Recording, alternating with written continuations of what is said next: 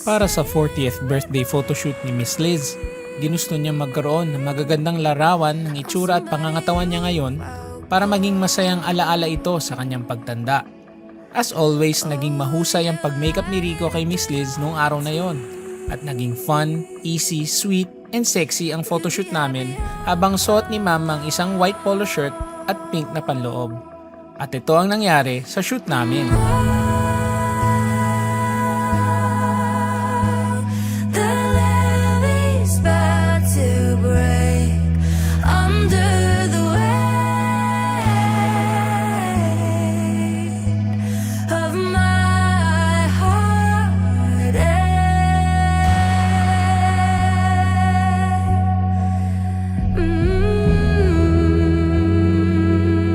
Magpa-shoot na rin kayo dito sa Wawenko Studios.